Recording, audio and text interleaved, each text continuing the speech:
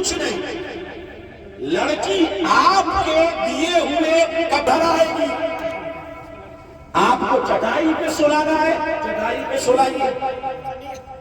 آپ کو مساری پہ سلانا ہے, مساری پہ سلائیے. آپ کو چوکی پہ سلانا ہے, آپ کی طاقت ہے, چوکی پہ سلائیے.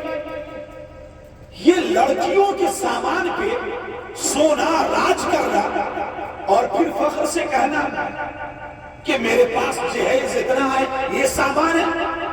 اس کی واشنگ مشین میں کپڑا دھونا, اس کے باپ کے دیے ہوئے فریج کا ٹھنڈا پانی پینا, یہ سامان کا لینا دینا یہ دین میں, شریعت میں اور مسلم سماج میں کہاں سے آیا؟ بچوں اچھی طرح سنو غور سے, نوجوان بچوں سے کہہ رہا ہوں, غیروں کے رسم و رواج کو اپنایا ہے تم نے, غیروں کے طور طریقے کو اپنایا ہے تم نے. یہ غیروں کا رسم ہے جو اسلام کے دشمن ہے, یہ ان کی ریت ہے, یہ ان کی پرمپرا ہے, یہ ان کے سماج کا چلن ہے جو چلا رہا ہے. آپ بھی اپنانے لگے. اب ہلدی آیا تو ساری لڑکیاں ضد کریں گی گھر میں باپ سے کہ ہر شادی کے موقع پہ ہم پیلا پیلا کپڑا لیں گے. ماں پیلا پہنے ہوئی ہے, دادی بوڑھی بوڑھی پیلی ساڑی پہنے ہوئی ہے, بہن سب پیلا پیلا کپڑا. ارے کیا ہے یہ؟ اگر غیر لوگ لال پہنے تو آپ لال پہنیں گے, غیر پیلا پہنے تو آپ پیلا پہننے لگے. کل ہو کے غیر کپڑا نہیں پہنیں گے تو آپ نہیں پہنیں گے. یہ غیروں کی چلن میں اور غیروں کے دھیان میں آپ کا دھیان کیسے گیا؟ کیوں گیا؟ آپ کی شریعت نے آپ کو قانون نہیں دیا, آپ کے دین نے, اللہ کے دین اسلام نے آپ کی یہاں پہ گائیڈ نہیں کی, رہبری نہیں کی, رہنمائی نہیں کی کہ اے لوگوں اس موڑ پہ اللہ کا دین اسلام کیا کہتا ہے. ہر موڑ پہ یاد رکھو, بچوں سے کہہ رہا ہوں, آپ نکاح کرو, آسان کرو, سادہ نکاح کرو. اگر اللہ توفیق دے, اللہ نے نوازا ہے, ایک جوڑا نیا کپڑا سلا لیا, چپل لے لی, ایک ہار گلاب کا پہن لو, عمامہ شریف باندھ لو, نکاح کر لو. کوئی 17-18 کپڑے کی ضرورت نہیں ہے. ایک ایک شادی پہ غیروں کی دکان میں 20-20 ہزار کے کپڑے لیے جا رہے ہیں. کیا ہے یہ ننگا ناچ؟ یہ کیسا دماغ پن ہے, پاگل پن ہے اس قوم کا. اس پر سوچتے نہیں لوگ. یہ اتنی سجاوٹ اس لیے سجاوٹ ہے, یہ محفل میلاد النبی کی سجاوٹ نہیں ہے, یہ سجاوٹ ہلدی کی ہے. ہلدی کرنا ہے تو ایسا سجانا, اللہ کا ذکر ہو, اللہ کے نبی کا ذکر تو ایسے بٹھال دے. اور ہلدی ہے, لہسن ہے, ادرک ہے, مرچائی ہے, تو اتنی سجاوٹ, کیا خرچہ, کیوں نہیں سوچتے لوگ؟ میں اپنے بچوں سے کہہ رہا ہوں, قوم کے نونہالوں سے کہہ رہا ہوں, خدا را آپ سمجھے کوئی ہلدی ولدی نہیں.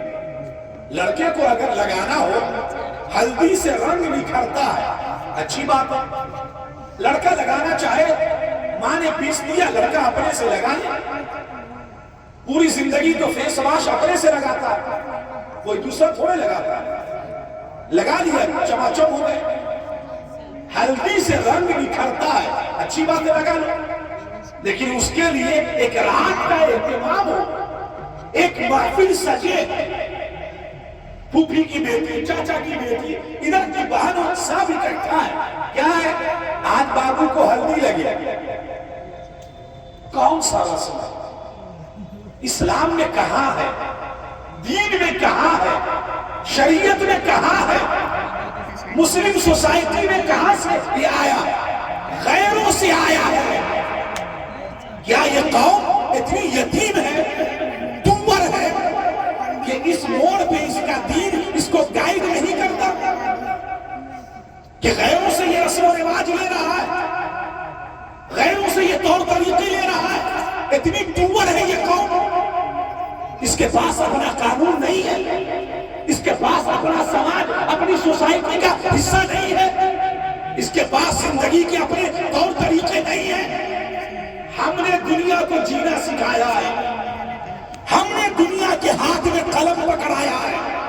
یہ پتے پہ کھانے والی قوم، یہ لنگوٹ پہننے والی قوم، اس کو پڑھنا ہم نے سکھایا، کھانا ہم نے سکھایا، چال چلن ہم نے سکھایا۔ آج اس کا طریقہ میری قوم لے، میری قوم کے بچے لے، یہ کہاں کھو گئی قوم؟ کہاں سو گئے آپ؟ غفلت کے خواب میں چادر دانے پڑے ہیں۔ آپ کو، ہمارے بچوں کو احساس نہیں ہے، بڑے ذمہ داروں کو، کہ یہ سب چیزوں سے دین میں کوئی واسطہ نہیں ہے۔ اس کے کرنے پر الٹا عذاب ہے، سخت ترین عذاب ہے۔ قیامت میں اس کی پوچھ ہے اللہ کے یہاں۔ تو جب اللہ کے یہاں پوچھ ہے، گناہ ہے، عذاب ہے، تو ہم اس کے لیے محفل کیوں کریں؟ کوئی پاپ کرنے کے لیے محفل قائم کرتا ہے؟ گناہ کرنے کے لیے پیسہ خرچ کرتا ہے؟ نہیں۔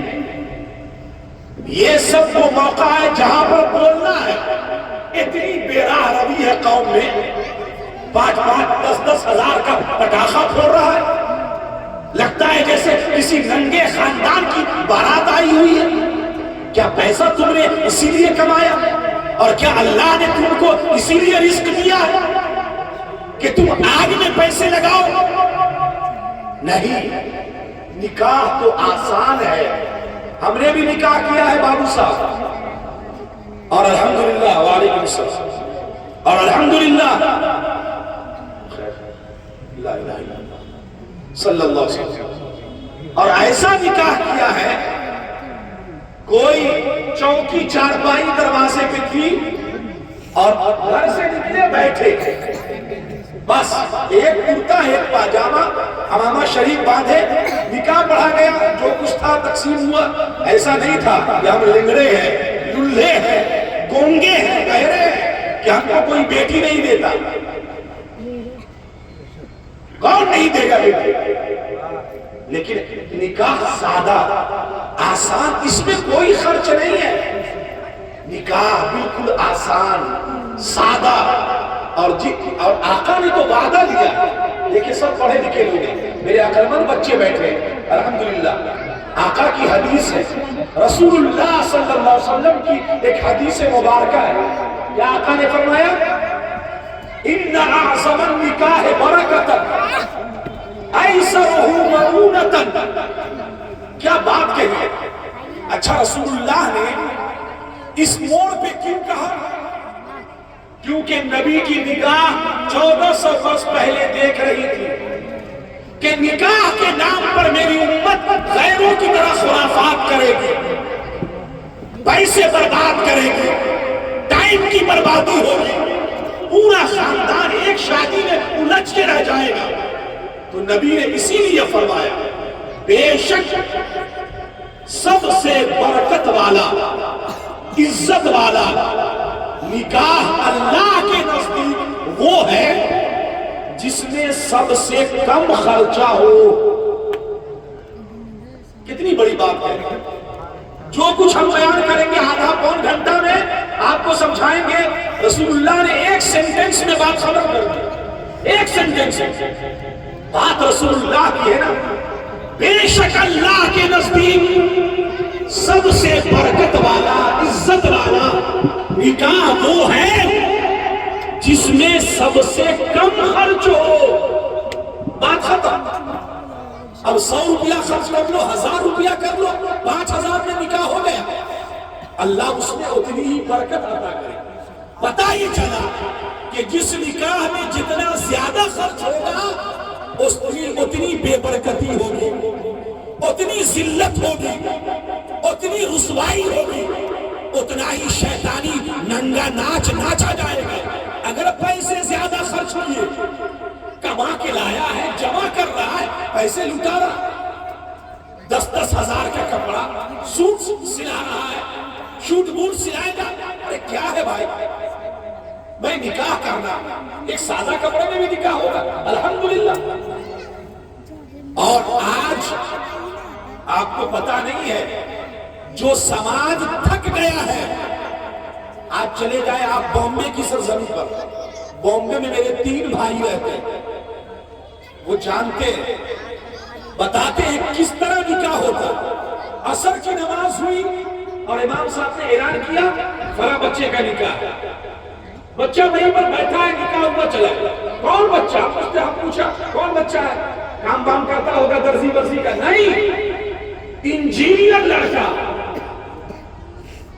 پیتھولوجسٹ لڑکا. اس طرح کے بڑے لوگ پڑھے لکھے. آپ کہاں ہیں, کتنے قابل ہیں آپ, کتنا کما کے رکھا ہے آپ نے, پیسہ اڑا رہے ہیں. نہیں میرے پیارے, میرے دوست, میں آپ سے کہتا ہوں, اللہ کے دین نے, اللہ کی شریعت نے ہمارے لیے نکاح کو آسان بنا کے دیا. بے شک عزت والا نکاح وہ ہے, برکت والا, جس میں کم خرچ ہو. اب نکاح ہو جاتا 1-2 سال کے بعد لوگ بولتے صاحب کیا کریں, بیوی سے انبن ہے, بچے بات نہیں سنتے. ارے کیسے سنیں گے بچے, تمہاری بات کیسے سنیں, فرما بردار کیسے بنے, جب بچے کی نسل بنیاد بڑھنے والی تھی اس موقع پہ تم نے ننگا ناچ ناچا ہے, پانی کو حرام کی کمائی کی طرح بہا دیا پیسے کو. تو سوچتے بچے کاہے بچے فرما بردار ہوں گے. آپ باپ بنیں گے تو پتا چلے گا کہ فرما بردار بچے کتنی بڑی دولت ہوتی ہے. ایک بچہ اگر نافرمان ہو گیا سماج میں پاگل کر دے گا. آپ باپ بنے تو سمجھ میں آئے. اسی لیے قرآن کریم نے کہا دعا کرو اللہم رب ہب لی من الصالحین, اے اللہ مجھے نیک اولاد عطا فرما. نیک اولاد ایسی تھوڑی دعا کی جاتی ہے نیک اولاد کی. نیک اولاد بہت بڑا سرمایہ ہے, نیک اولاد بہت بڑی نعمت ہے. اولاد نیک ہو, فرما بردار ہو, بڑھاپے میں باپ کا سہارا ہو, باپ کی عزت اور قدر کو پہچانے. یا باپ بوڑھا ہو گیا, اولاد سب کوئی بھاؤ نہیں دے رہی. یہ کیوں ہے؟ یہ ایسے نہیں کہ میں بول کے چلا جاؤں, آپ سن لیں ہاں ٹھیک ہے بول گے, نہیں, آپ غور کریں, آپ سمجھنے کی کوشش کریں. لوگوں, اللہ کے دین نے نکاح کو بالکل آسان کر دیا. کتنا آسان کیا, ایک بات بتاؤں, بالغ لڑکا اور بالغ لڑکی دونوں راضی تو کیا کریں گے, راضی. بالغ لڑکا بالغ لڑکی ایک جگہ اکٹھا ہو گئے, 2 گواہ کھڑا ہے سامنے, بس 2 گواہ, کوئی قاضی کی ضرورت نہیں. 2 گواہ کے سامنے 2 آدمی کھڑے. لڑکی نے کہہ دیا کہ میں نے اپنے آپ کو آپ کے نکاح میں دیا. لڑکے نے کہا ٹھیک ہے میں نے تم کو اتنے مہر کے عوض اپنے نکاح میں لیا. 2 آدمی نے, مسلمان آدمی نے سن لیا, نکاح ہو گیا. بس ایجاب و قبول 2 گواہوں کی موجودگی میں, یہی تو نکاح ہے. یا اتنا ڈھنڈورا ہے. اچھا بڑے بڑے نکاح کے موقع پر بھی ہوتا یہی ہے, سب کھانے پینے میں لگا ہے, ٹھنڈا ونڈا پینے میں, سگریٹ پھونک رہا ہے. اور نکاح کیسے ہوتا ہے, 2 گواہ آئے, مولانا صاحب آئے, دھیرے دھیرے بات ہوئی, نکاح ہو گیا. وہ پتا بھی نہیں, ادھر کھانے میں لگا ہے. ارے صاحب نکاح یہی ہے, چاہے بڑے مجمع میں کرو چاہے بند کمرے میں کرو, نکاح یہی ہے. آسان ہے نکاح, نکاح کو سنت سمجھو. اچھا ایک بات اور بتا, اس دنیا میں بچی میرے سمجھ رہے ہیں نا جو میں بول رہا ہوں, آپ کو تھوڑی توجہ رکھیے گا, اس کو بند کیجیے, میری بات سنیے, سمجھے, آپ میری بات سن لیں گے, سمجھ جائیں گے تو یہ میری بہت بڑی کمائی ہے. سمجھے, ایک بات اور سے سنیے,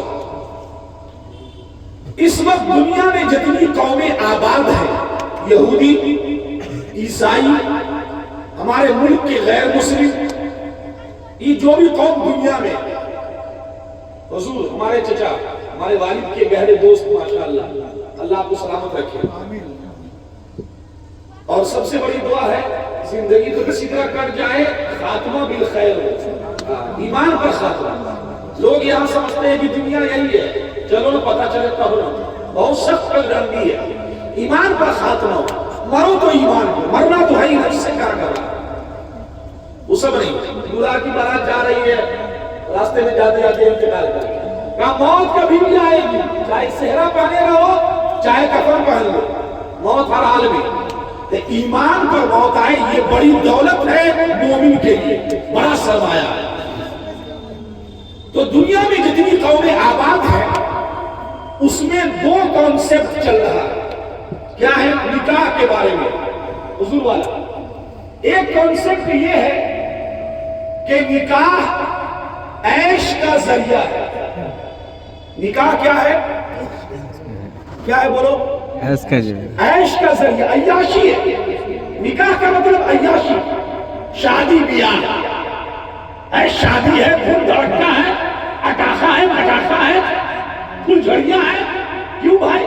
نکاح عیاشی ہے، عیش کا ذریعہ ہے. تو جب دماغ میں کانسیپٹ عیش کا آ گیا، عیاشی کا آ گیا، تو عیاشی میں شراب ہے تو نکاح میں شراب ہے. عیاشی میں کباب ہے تو شادی میں کباب ہے. عیاشی میں عورتوں مردوں کا جوائن ہونا ہے، اختلاط ہے، اکٹھا ہونا ہے، تو نکاح میں عورتوں مردوں کا.